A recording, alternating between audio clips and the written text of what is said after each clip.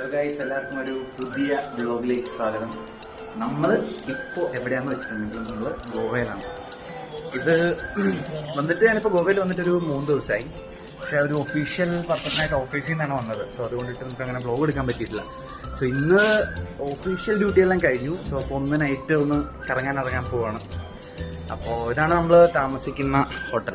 പലമ്പുലായിട്ട് കിടക്കുകയാണ്. Sorry, planet Hollywood എന്നാണ് പേര്. അപ്പോൾ അത്യാവശ്യം നല്ലൊരു സ്റ്റാർ ഹോട്ടലാണ്. ഒരു മസാജറൊക്കെ ഉണ്ട്, കാലൊക്കെ മസാജ് ചെയ്യാം. കുറച്ച് ഫോട്ടോസും കാര്യങ്ങളൊക്കെ ഉണ്ട്. സോ ഇത് വാഷ്റൂമാണ്, അതൊക്കെ ആളുടെ. സോ ബാൽക്കണി വ്യൂ കാണിച്ചു തരാം.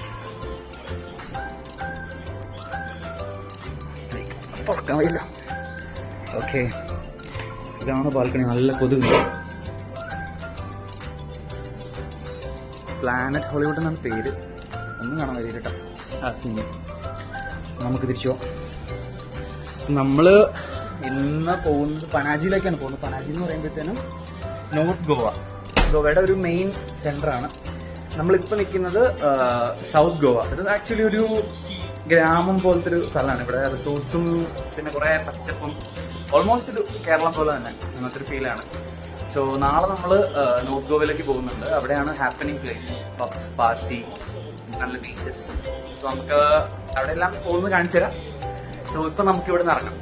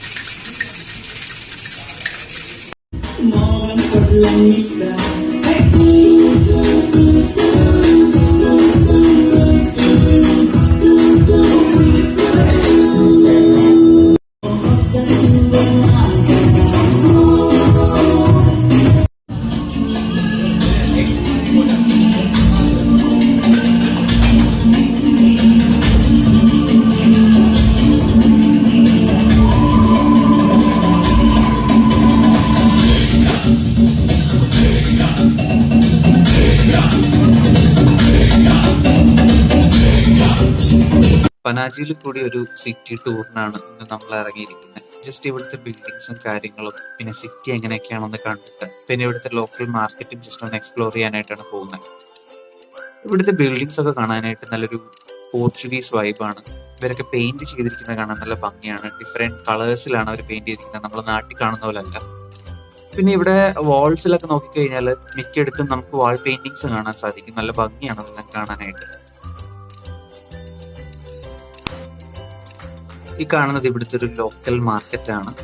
നമ്മൾ ലോക്കലി ഗോവയിൽ വന്ന് പർച്ചേസ് ചെയ്യാൻ പറ്റുന്ന സാധനങ്ങളൊക്കെ നമുക്ക് ഇവിടെ കിട്ടും. ചെരുപ്പ്, പിന്നെ ചെറിയ ചെറിയ ഓർണമെന്റ്സ്, കീ ചെയിൻസ്, അങ്ങനെയുള്ള ഐറ്റംസ് ഒക്കെയാണ് ഇവിടെ മെയിൻ ആയിട്ടുള്ളത്.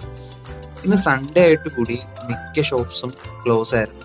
എന്താണെന്ന് അറിയില്ല, ഇപ്പൊ ഓഫ് സീസൺ ആയതുകൊണ്ടായിരിക്കാം. നല്ല മഴ ഉണ്ടായിരുന്നു.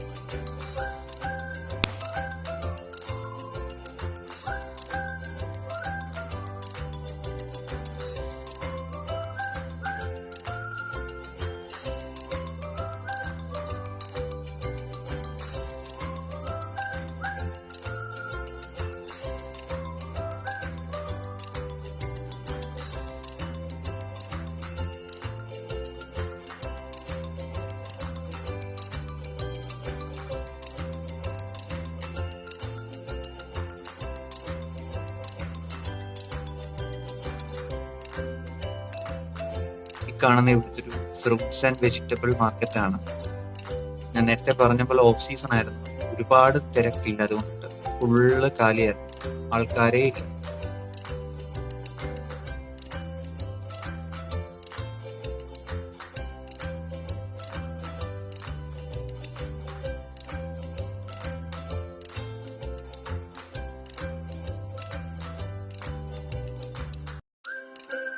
ഗോവയിൽ ഭരിച്ചുകൊണ്ടിരുന്നത് പോർച്ചുഗീസ് ആയിരുന്നുകൊണ്ട് തന്നെ ഇവരുടെ എല്ലാ കൺസ്ട്രക്ഷനും ഒരു പോർച്ചുഗീസ് ടച്ച് ഉണ്ട്.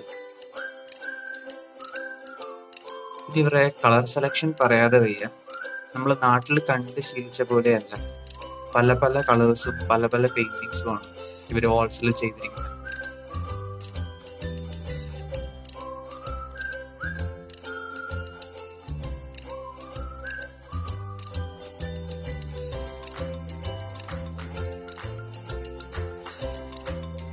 ഇത് ഇവിടുത്തെ ഒരു അമ്പലമാണ്.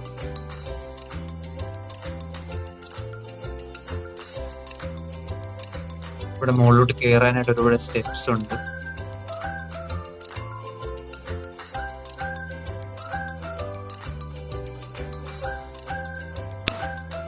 ഞാൻ താമസിക്കുന്ന ഹോട്ടലിന്റെ തൊട്ടടുത്തായിരുന്നു ഇത്. അപ്പൊ അതുകൊണ്ടിട്ട് ജസ്റ്റ് ഒന്ന് വിസിറ്റ് ചെയ്യാനായിട്ട് വന്നതായിരുന്നു. നല്ല ആംബിയൻസ് ഉള്ള ഒരു അമ്പലമാണ്.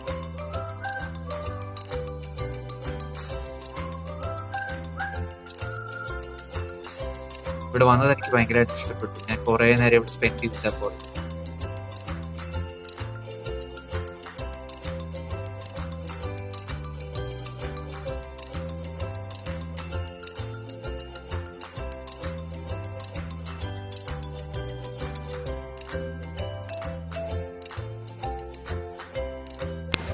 ഇത് അതിന്റെ തൊട്ടടുത്ത ദിവസമാണ്. നമ്മൾ ഈ ബസ് പിടിച്ചിട്ടാണ് ഇവിടുന്ന് ഓൾഡ് ഗോവയിലേക്ക് പോകുന്നത്. അപ്പൊ അവിടെ നമുക്ക് കാണാനായിട്ട് 2-3 സ്ഥലങ്ങളുണ്ട്. അത് ജസ്റ്റ് കണ്ടിട്ട് തിരിച്ച് പനാജിയിൽ വന്നിട്ട് ഒരു റെന്റ് സ്കൂട്ടർ എടുക്കാനായിരുന്നു പ്ലാൻ.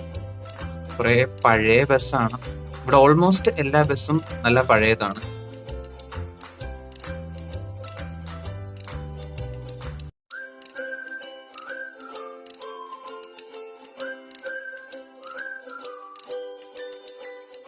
ഇതാണ് ഓൾഡ് ഗോവ.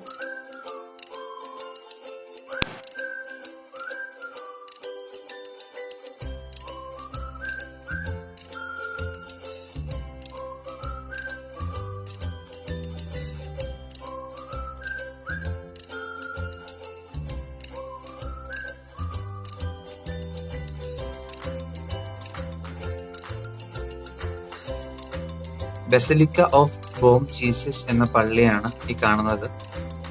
ഇത് സ്ഥിതി ചെയ്യുന്നത് ഓൾഡ് ഗോവയിലാണ്. പനാജിന്ന് ഏകദേശം 10 കിലോമീറ്റർ മാറിയാണ് ഈ പള്ളി സ്ഥിതി ചെയ്യുന്നത്. ഇതിന്റെ ഹിസ്റ്ററി പറയാനായിട്ടാണെങ്കിൽ 1605 പോർച്ചുഗീസുകാർ നിർമ്മിച്ചതാണ് ഈ പള്ളി.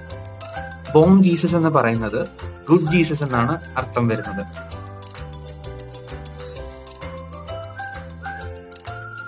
ഇത് ഇന്ത്യയിലെ തന്നെ വൺ ഓഫ് ദ ഓൾഡസ്റ്റ് ചർച്ചാണ്. ഇത് ഒരു യുനെസ്കോ വേൾഡ് ഹെറിറ്റേജ് സൈറ്റ് കൂടിയാണ്.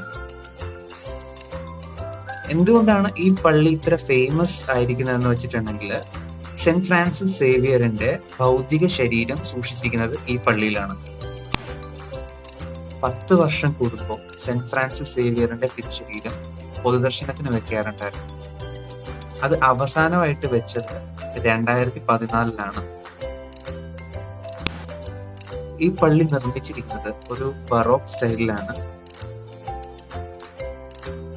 ഇതിൽ യൂസ് ചെയ്തിരിക്കുന്ന സ്റ്റോൺസ് എന്ന് പറയാനാണെങ്കിൽ ലാറ്ററൈറ്റ് സ്റ്റോൺ കൊണ്ടാണ് ഇതിന്റെ എക്സ്റ്റീരിയർ ഉണ്ടാക്കിയിരിക്കുന്നത്. ഇന്റീരിയർ ഗോൾഡനും റിച്ചും ആണ്. നമുക്ക് പള്ളിയുടെ അകം അധികം ഷൂട്ട് ചെയ്യാൻ പറ്റിയിട്ടില്ല, കാരണം അവിടെ നമുക്ക് ക്യാമറ അലൗഡ് അല്ലായിരുന്നു. ഇത് പുറത്തുള്ള വിഷ്വൽസ് ആണ്. കുറെ ഓൾഡ് ആയിട്ടുള്ള പെയിന്റിങ്സും കാര്യങ്ങളൊക്കെ ഇവിടെ വെച്ചിട്ടുണ്ട്.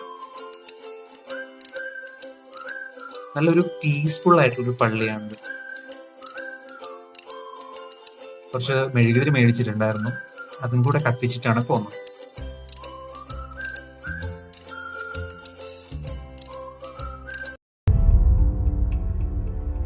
അടുത്തതായിട്ട് നമ്മൾ കാണാൻ പോകുന്നതാണ് സെന്റ് അഗസ്റ്റൈൻസ് ടവർ. ഇതൊരു പഴയകാല ഗോവൻ പള്ളിയായിരുന്നു. 1602 പോർച്ചുഗീസുകാർ തന്നെ നിർമ്മിച്ച ഒരു സെന്റ് അഗസ്റ്റിന്റെ പള്ളിയായിരുന്നു നമ്മൾ ഈ കാണുന്നത്. നമ്മൾ നേരത്തെ കണ്ട ബോം ജീസസിന്റെ പള്ളിയിൽ നിന്നും വെറും 600 മീറ്റർ മാറി ഓൾഡ് ഗോവയിൽ തന്നെയാണ് ഈ പള്ളിയും നിൽക്കുന്നത്. ഈ പള്ളി ഉണ്ടായിരുന്ന കാലത്ത് ഗോവയിലെ തന്നെ വൺ ഓഫ് ദ ലാർജസ്റ്റ് പള്ളികളിൽ ഒന്നായിരുന്നു. 46 മീറ്റർ ഉള്ള ഒരു ഹൈബൽ ടവറും ഈ പള്ളിക്ക് സ്വന്തമായിട്ടുണ്ടായിരുന്നു. കാലക്രമേണ ഈ പള്ളി നശിക്കുകയാണുണ്ടായിരുന്നത്. 1835 പോർച്ചുഗീസിന്റെ ചില നിയമങ്ങൾ പ്രകാരം ഈ പള്ളി ഉപയോഗശൂന്യമാകുകയും 1842 കൂടി ഈ പള്ളിയുടെ റൂഫും മറ്റ് പല ഭാഗങ്ങളും പൂർണ്ണമായും ഇടിഞ്ഞു വീഴുകയാണ് ഉണ്ടായത്. ഇപ്പൊ നമ്മള് കാണുന്ന ഇതിന്റെ ആ ഒരു ടവർ പോലുള്ള ഒരു ഭാഗം, അത് ഇതിന്റെ ഹൈവെൽ ടവറിന്റെ ഒരു ഭാഗമായിരുന്നു. അതുകൊണ്ടാണ് ഇപ്പോ ഈ ഒരു മോണമെന്റിനെ സെന്റ് അഗസ്റ്റിൻ ടവർ എന്ന് വിളിക്കുന്നത്. ഈ പള്ളിക്ക് 8 ചാപ്പലും 4 അൾത്താരകളും ഒരു കോൺവെന്റുമാണ് ഉണ്ടായിരുന്നത്. ഈ സ്ഥലം വിസിറ്റ് ചെയ്യുമ്പോൾ വല്ലാത്തൊരു ഫീലാണ്. പണ്ട് ഇത്രയും വളരെ ഗംഭീരമായിട്ട് നിന്നിരുന്ന ഒരു പള്ളി ഇന്ന് അതിന്റെ റിമൈൻസ് മാത്രമായി മാറിയിരിക്കുന്നു. വർഷാവർഷം ഒരുപാട് ടൂറിസ്റ്റുകൾ വിസിറ്റ് ചെയ്യുന്നൊരു സ്ഥലമാണ് ഗോവയിലെ.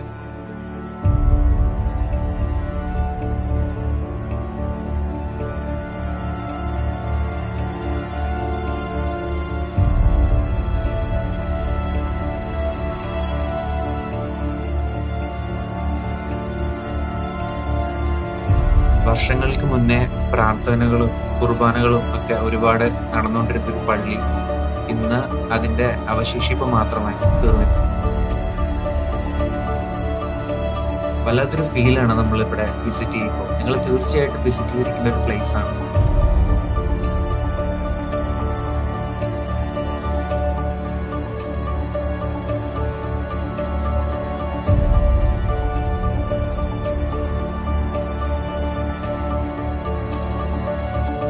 അവിടെ നിന്ന് കുറച്ച് ഫോട്ടോസും പിന്നെ കുറെ വീഡിയോ ചിത്രങ്ങളൊക്കെ കാണിച്ചിട്ടുണ്ട്.